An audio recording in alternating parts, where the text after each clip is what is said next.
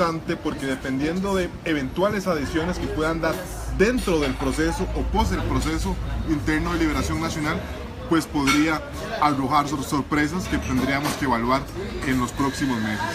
Eso es, pues, en términos sencillos, lo que tenemos el panorama y que esperamos ahora ir comentando más adelante. Enriquecedor para una agrupación como Liberación Nacional el contar en una convención con 4 precandidatos.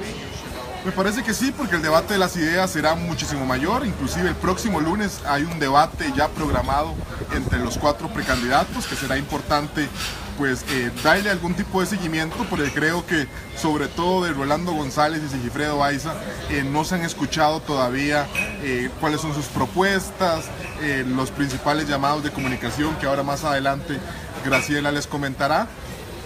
Y creo que eso pues termina de enriquecer el proceso. Dará también una diversidad de ideas propia de Liberación Nacional, donde creo que las tendencias representan también puntos de vista o criterios ideológicos muy distintos entre cada uno de los precandidatos, y que a la postre pues terminará porque cada elector ojalá se pueda informar de cuál es la mejor propuesta, para así hacer un voto informado, donde yo creo que no podemos todavía descartar que existan sorpresas.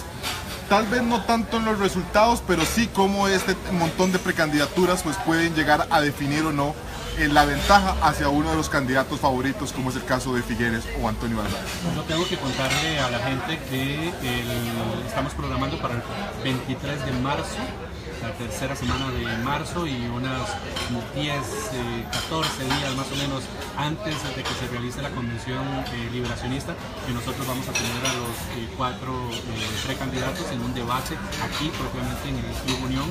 Vamos a estar conversando con ellos a lo largo de 2 horas y teniendo que hacer una transmisión de 1 hora en vivo y la siguiente al día siguiente, la segunda parte pregrabada, pero para tenerlos durante 2 horas y aprovechar al máximo el tiempo. Eso sería el 23 de marzo. Graciela, desde el punto de vista de comunicación, aun cuando no hay una campaña propiamente lanzada en medios masivos, sí se ha venido trabajando a través de redes sociales. Tenemos 4 precandidatos.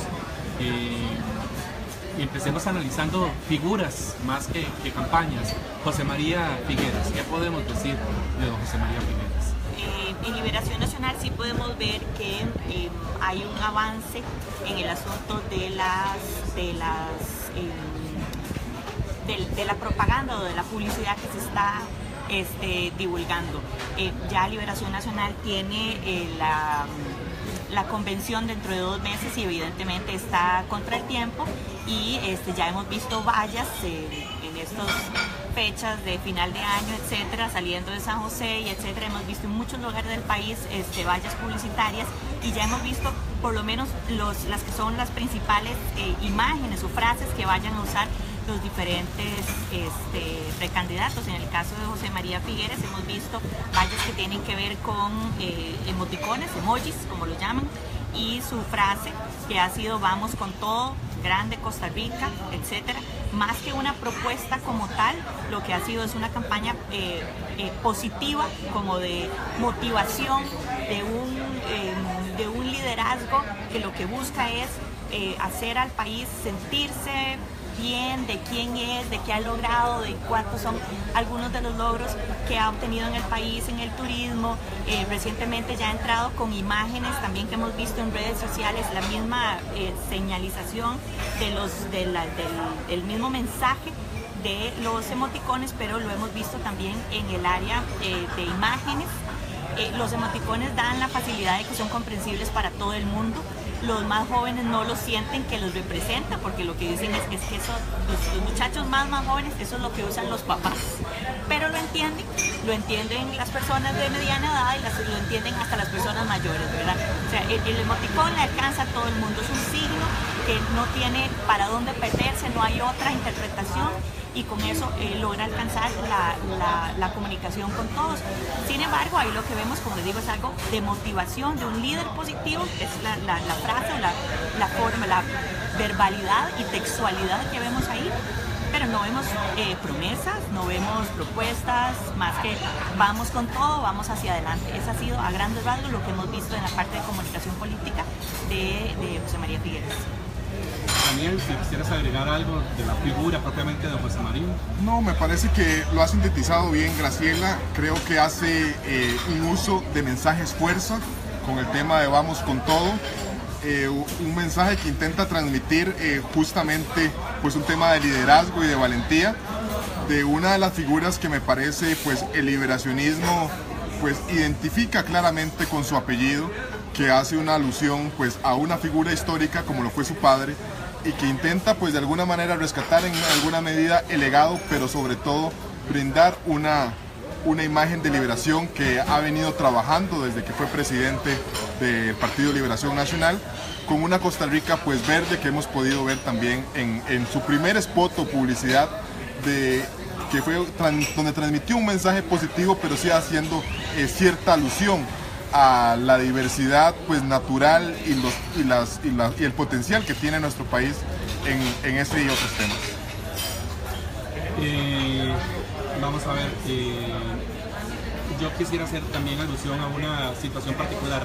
A veces la gente cree que en redes sociales, por ejemplo, el hecho de contar con un montón de seguidores es bueno y podría reflejar o no los resultados de una elección posterior.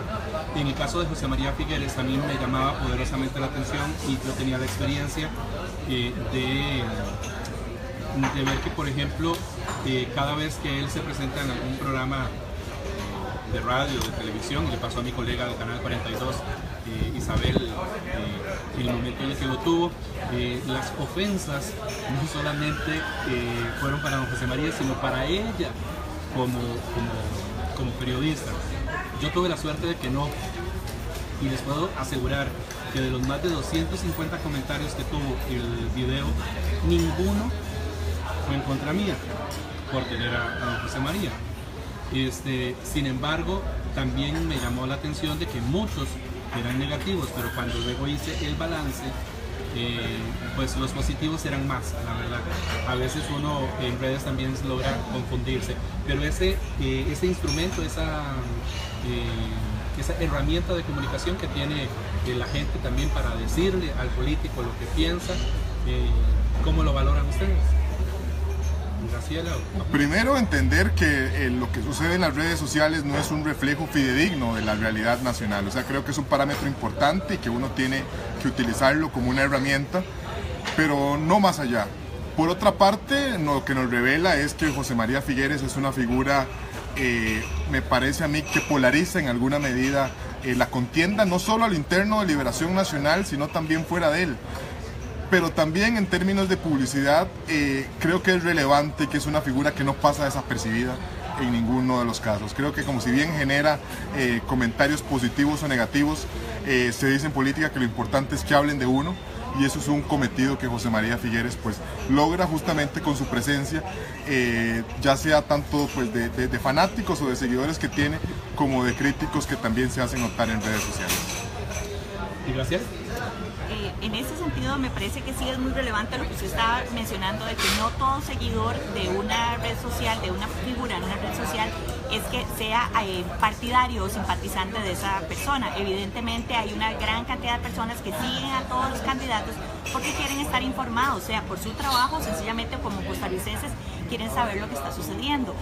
Hoy en día, evidentemente, las redes sociales son un fenómeno consolidado, ya no es algo en crecimiento, ya no es algo que apenas vamos logrando, sino que es algo que ya está consolidado, y esta próxima campaña, aparte de lo que vamos a ver en publicidad, evidentemente vamos a ver mucha información en redes sociales, en Facebook, en Twitter, en muchísimo menor proporción, aunque sé que en los medios de comunicación hemos visto cómo el presidente Trump en los Estados Unidos prácticamente con un tweet hace noticia en Costa Rica. La realidad es que Twitter lo usa el 10% o el 11% de la población de que tiene redes sociales, no es una red mayoritaria, aquí la red mayoritaria es Facebook, así que lo que se vea en Facebook va a ser lo más importante, ahí es donde vamos a tener espacio de discusión y mucha cantidad de personas hablando, y se abre un gran espacio, pero eso lo hemos tenido siempre, solo que en este momento las redes sociales y digamos los espacios de discusión como Facebook o los espacios que haya en cada uno de los medios de comunicación, de blogs, etcétera, de conversación de los costarricenses, van a dar mucha oportunidad de expresión de opinión. Eso siempre ha existido. Lo que pasa es que antes la expresión de opinión se hacía en las esquinas, en los cafés, en las casas. Ahora lo tenemos escrito en una red social. Pero la opinión siempre ha existido y es parte importante de la participación política. Tenemos que tener en cuenta que es una opinión y que es un hecho, eso sí. Aprovecho para mandar el saludo también a don Sergio Araya, analista también, que nos ha acompañado en el programa. Es momento de hacer una pausa, es la 1:22 de la tarde, y yo quiero a la gente de Facebook también mostrarle lo que nos acaba de llegar, un arreglo, son bombones de chocolate, un arreglo muy bonito que nos envían nuestras amigas de Imacorp, Carol y Betsy. El agradecimiento de verdad por también el apoyo que nos han brindado a lo largo de estos 4 años al programa Tribuna. Hacer una pequeña pausa y cuando regresemos entonces continuamos en el análisis que tenemos hoy con Daniel Calvo y Graciela Mora, analistas del programa, y viendo un poco cómo se dará la situación de cara a las elecciones del próximo año. Ya casi volvemos. Bien, regresamos cuando es la 1:24 de la tarde. Hoy estamos celebrando el 4º aniversario de Tribuna. Tenemos 4 años de estar transmitiendo el programa aquí desde el Café del Club Unión, en pleno centro de San José. Y para festejarlo, aparte de comer queque, que estamos comiendo queque, también estamos analizando un poco la realidad de la política costarricense de cara a las elecciones del próximo año. Y bueno, nada más para finalizar un poco con el tema de Liberación Nacional, ¿qué tan beneficioso puede ser para una agrupación política como Liberación Nacional enfrentarse a una convención, toda vez que obviamente una elección interna podría desgastar a cualquier agrupación política? Daniel. Creo que hay pues un argumento a favor y un argumento en contra. A favor creo que es importante porque es un proceso que de alguna manera sirve como de una fase preparatoria para ir articulando un músculo electoral en las diferentes comunidades donde existan papeletas de cada uno de los precandidatos. Pero también creo que dependiendo del nivel o el ataque personal que pueda existir entre candidatos, son armas que puedan servir o que puedan más bien ser utilizadas posteriormente cuando ya se elija un candidato por parte de otras agrupaciones políticas.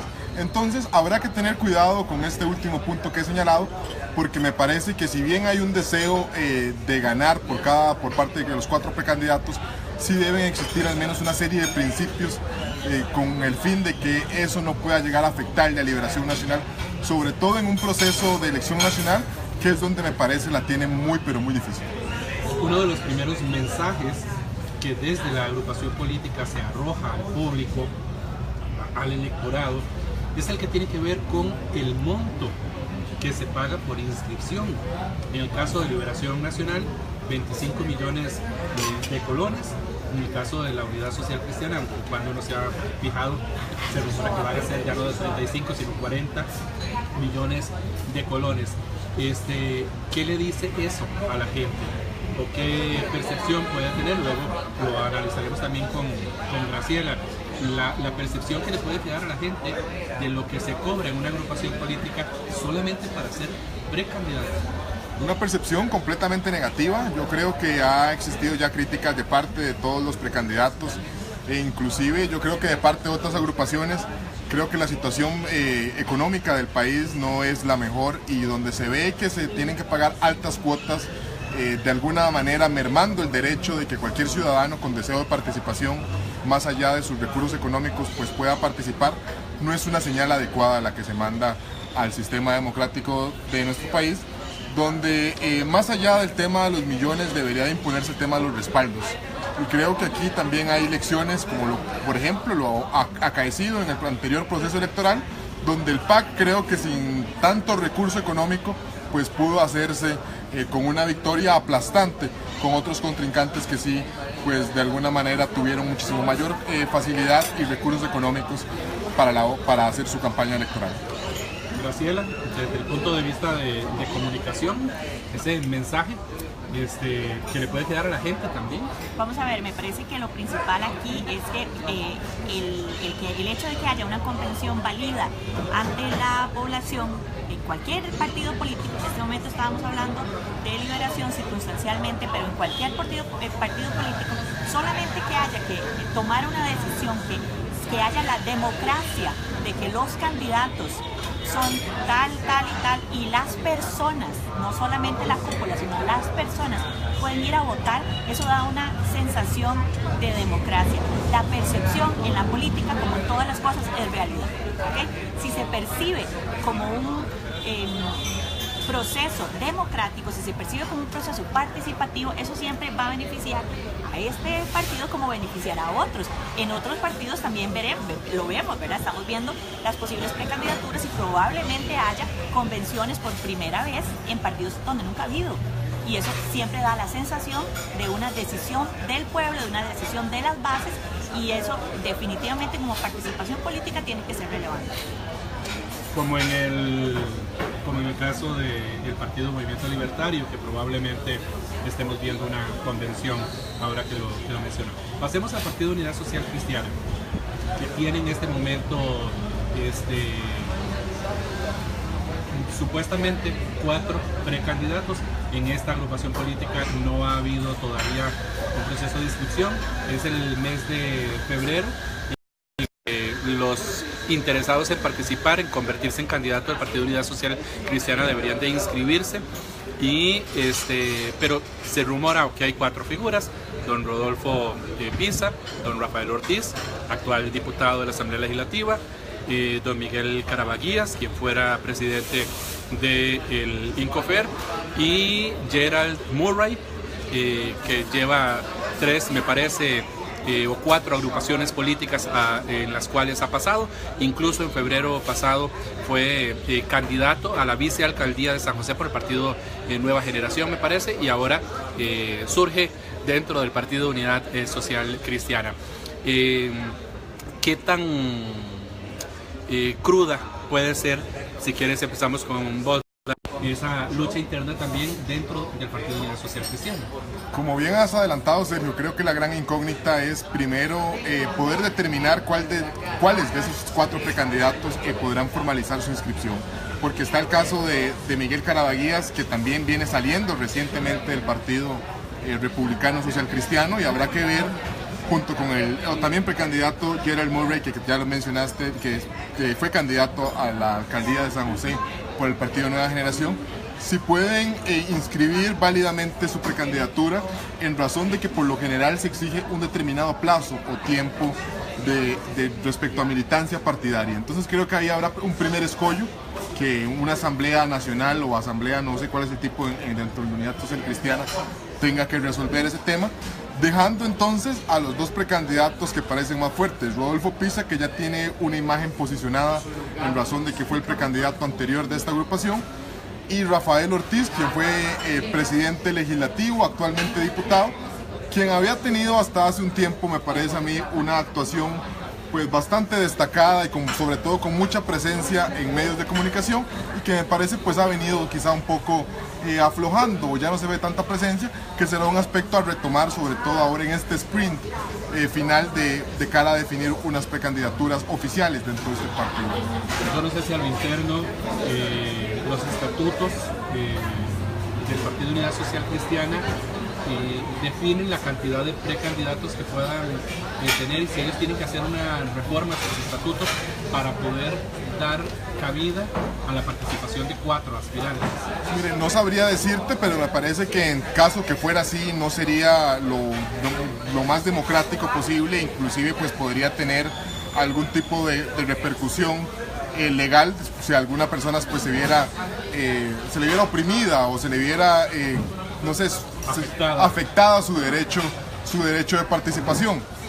Lo que sí creo es que deberán de definirse las reglas un poco más claras con el tema de militancia que hablaba respecto a otros candidatos, y también en razón de que se puedan confirmar estas 4 precandidaturas, tendremos el precio del costo, por ejemplo, de inscripción, del que comentábamos anteriormente, pues parece bastante elevado, sobre todo en una agrupación que, si bien ha venido experimentando un proceso de mejora, no creo yo que debería ser normal que una precandidatura pues tuviera un costo tan elevado. Hay una figura fuerte dentro del Partido Unidad Social Cristiana que la gente pueda pensar, digamos, en Liberación Nacional tienen a un expresidente de la República, pero en el Partido Unidad Social Cristiana, ¿sí? No, en este momento la Unidad Social Cristiana no tiene esa figura fuerte. Precisamente pasa lo que mencionábamos antes con respecto al asunto de la percepción. La Unidad Social Cristiana tiene el gran reto en este momento de mostrar a los costarricenses que sigue siendo un partido vigente. Primero, obviamente ellos tienen que elegir un candidato, ¿verdad? Tienen que definirse las precandidaturas, elegir el candidato, pero tienen un mayor reto como partido que el reto que tienen cada uno de los precandidatos por aparte. En este momento pues nos queda claro, todos lo sabemos, ¿verdad?, que la coyuntura de tener una ruptura del bipartidismo, de tener al PAC, el Partido Acción Ciudadana, en el gobierno, pues es una circunstancia que rompía esa alternabilidad del poder que habíamos tenido durante décadas, y ahora viene una nueva historia, una nueva fase de la política en el país, y habrá que ver si es la Unidad Social Cristiana la que logra tener la cara para ser uno de los partidos principales, o qué tan fuerte puede ser, pero tiene un reto mayor como partido que cada uno de los precandidatos como tales individualmente, y yo me imagino que todos los precandidatos, toda la gente que lo esté valorando en la unidad, deben tener absolutamente claro eso, que su reto es como partido, su reto es la imagen que puedan tener ante la ciudadanía costarricense. Y eso me hace recordar, obviamente, que después del último proceso electoral nacional, el Partido Unidad Social Cristiana se consolida como una nueva fuerza política grande, revive, porque así fue, y no solamente por el número de candidatos que pudieran, el número de diputados que pudieran obtener en la actual legislatura, sino por la participación que lograron ellos tener. Un reto en ese sentido también de, ok, si en las últimas elecciones nosotros demostramos fuerza, tenemos que seguir demostrándola, y tal vez de ahí el eslogan que han venido manejando, el tema de es tiempo de unidad, y que tiene que ver con su propio partido, ¿verdad? Claro, fuerza y perseverancia, ¿verdad? Porque pues todos recordamos también que tuvimos un candidato que se retiró, que se volvió a retirar, y evidentemente eso no da una sensación de solidez, y la percepción es realidad en esas decisiones. La decisión política siempre termina siendo emocional y termina siendo una cuestión de sensación, que es la percepción, la sensación que me da cuando me dicen tal o cual partido político o tal o cual candidato. Más que toda la racionalidad, más que todas las explicaciones, es bueno o es malo por esto, esas son las razones.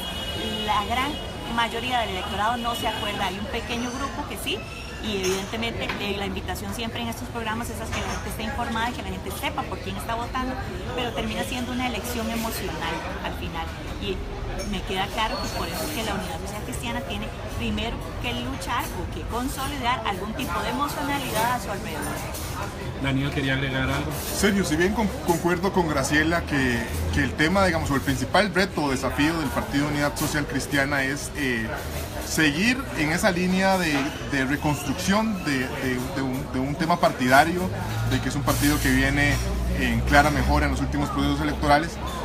Sí creo que los expresidentes juegan, no tal vez tanto como dentro de Liberación Nacional, donde José María Figueres pues es uno de los precandidatos y Óscar Arias ha tenido un rol protagónico hasta la fecha, pero tenemos de tener claro que Miguel Ángel Rodríguez ha expresado su respaldo a la precandidatura de Rodolfo Pisa, y Miguel Ángel Rodríguez a la precandidatura de Rafael Ortiz.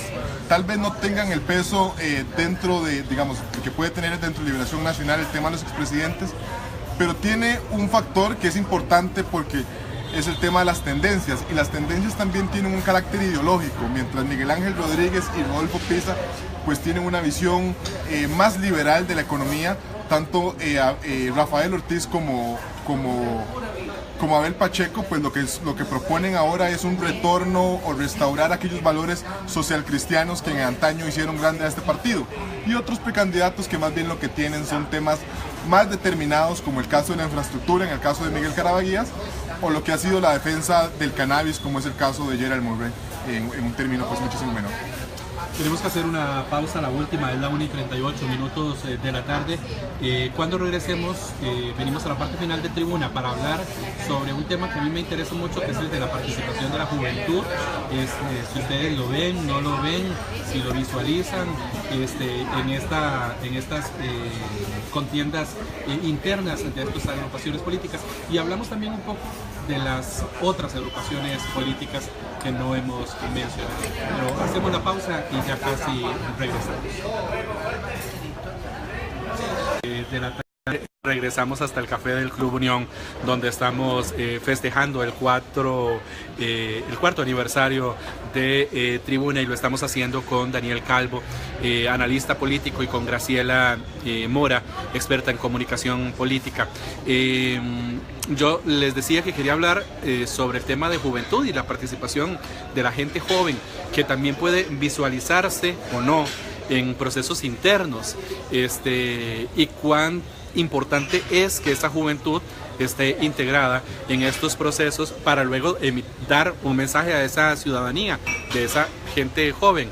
Daniel, ¿ve o no ve gente joven participando de esta contienda? No soy tan optimista, sobre todo entendiendo que estamos en un proceso interno donde generalmente la gente que acude a las urnas es la gente que ya tiene pues algún tipo de militancia o tradición dentro de los partidos políticos, y los jóvenes, que tenemos que tener claro, son el público más reticente, el que menos quiere inmiscuirse en política y demás. Así que no auguro una amplia participación de los jóvenes en procesos internos, y no sé hasta qué punto en un proceso nacional.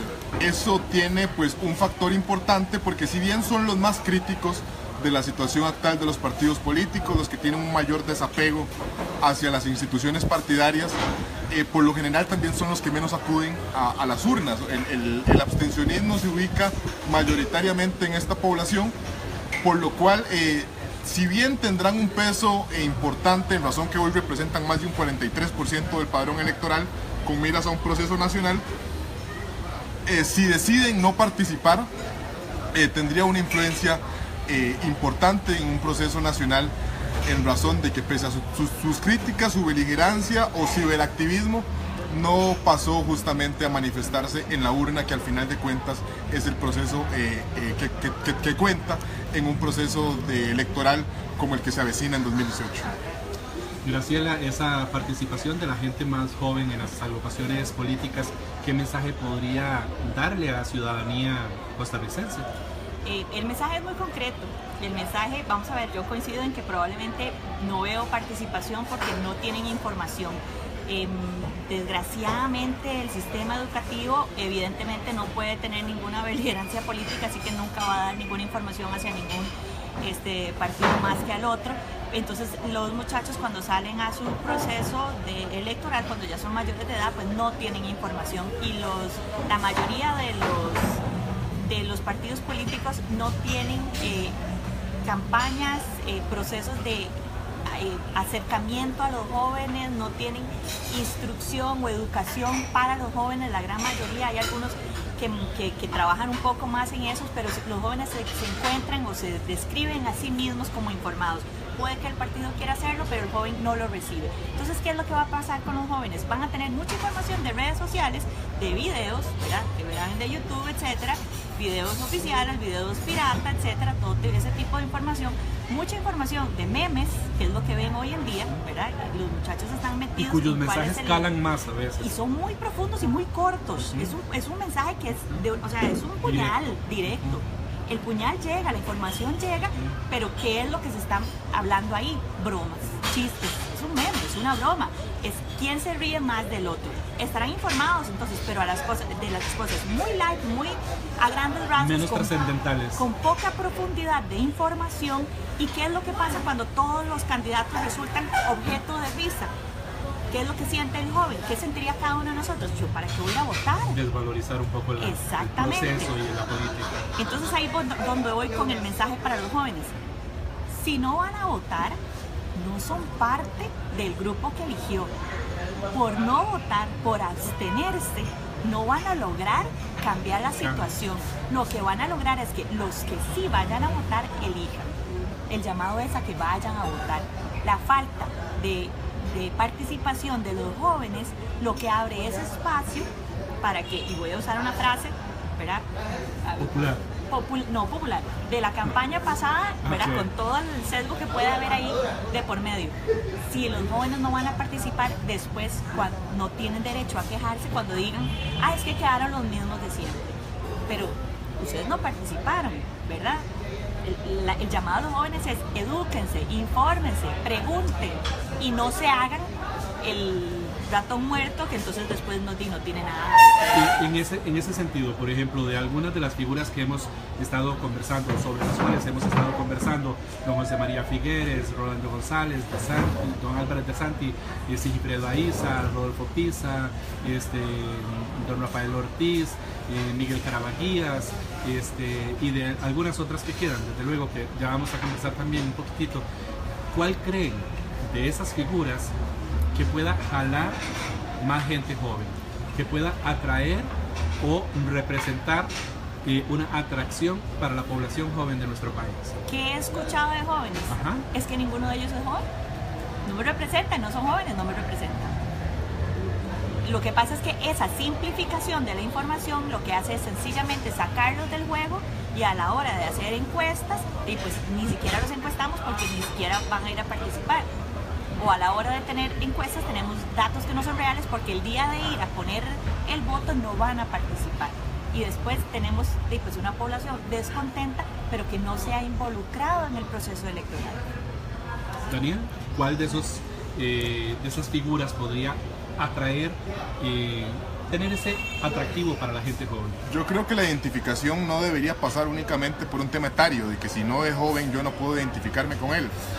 Lo razonable sería de acuerdo a una oferta programática que cada uno pues vaya delineando, algo que no tenemos hasta la fecha. Pero ese sería el término ideal. En el término real tenemos que tener en cuenta que al final la gente vota no por oferta ni por programa de gobierno, sino simplemente por la cara o por el tema, digamos, de una candidatura más allá de un partido político, oferta programática. De ahí que no me atrevo a decir cuál sería el que pueda tener un mayor atractivo, pero sí creo que de acuerdo a la coyuntura en la que hemos atravesado, donde a este gobierno se le ha criticado mucho el tema de la inexperiencia, justamente es este tema el que pudiera llegar a tener un peso con el tema de la población, no solo joven, sino también de otros grupos etarios, donde quisieran ver alguna persona que tal vez no les llene o no los deje por satisfechos de forma completa, pero que sí digan, probablemente lo mejor sería recurrir a una persona que nos pueda demostrar que tiene ya algún grado de experiencia en el manejo del Estado, que es tan complejo. Ok, aprovechemos los últimos minutos para hablar sobre las otras agrupaciones políticas, y aunque yo quisiera hablar del resto, pero necesito por fuerza tocar Movimiento Libertario, a raíz de que don Otto Guevara anunciara que por quinta ocasión se va a lanzar a la presidencia de la República. Pero, como bien lo acotaba Graciela, es histórico para el Movimiento Libertario que tendrán que enfrentarse a una elección interna para definir quién va a ser su candidato, por cuanto la actual diputada Natalia Díaz también ha manifestado su deseo por ser la candidata del Movimiento Libertario. Una agrupación que ha sido sacudida, por así decirlo, a lo largo de los años, y en la actual Asamblea Legislativa incluso perdieron a una diputada actual. ¿Cómo lo ven? Bueno, primero que nada, creo que, como dice el refrán popular, no hay quinta mala, ¿verdad? Y yo creo que eso es lo que aplica en este caso para Otto Guevara. Y creo que la contienda en esa agrupación va muy en la línea de que Otto Guevara es la imagen, yo creo que es sinónimo del movimiento libertario y él querrá aprovecharse de eso. Y Natalia Díaz, que si bien no está posicionada como la figura de Otto Guevara, sí tiene a través de ella y de su familia, quien también ha participado en algún momento de esta agrupación, su mamá que fue exdiputada, la diputada Maris Quintana, y sobre todo su papá, que es un gran dirigente de esta agrupación, pues intentan aprovechar justamente ese dominio de estructuras que tienen, pues yo creo que para terminar de alguna manera, y no lo veamos solamente peyorativamente, adueñarse de ese partido y demostrar que el dominio de las estructuras está de su parte y no de Otto Guevara. Bien, partido Acción Ciudadana, actualmente en el gobierno, un ministro que decide renunciar la semana pasada, me parece que fue don Carlos. Una la antepasada y una la pasada. Ah, bueno, don ministro de...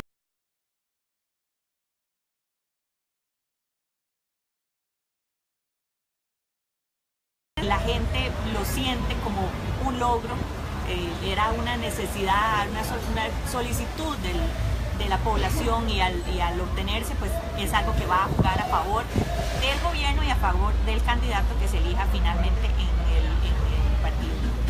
Yo quiero agradecerles a los dos, tanto a Daniel Calvo, analista político, como a la analista en comunicación política, Graciela Mora, que nos hayan acompañado esta tarde. Muchísimas gracias de verdad y nos vemos muy pronto para continuar estos programas debatiendo sobre lo que se vaya presentando en el campo político. Muchas gracias a los dos.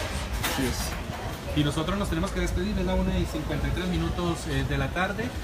Mañana nos volvemos a encontrar a partir de la 1 en punto de la tarde con la gente del Tribunal Supremo de Elecciones. Y yo les digo adiós a la gente del Facebook con los chocolates que me mandaron la gente de Imacor, Betsy Rojas y Carol Cordero. Muchísimas gracias.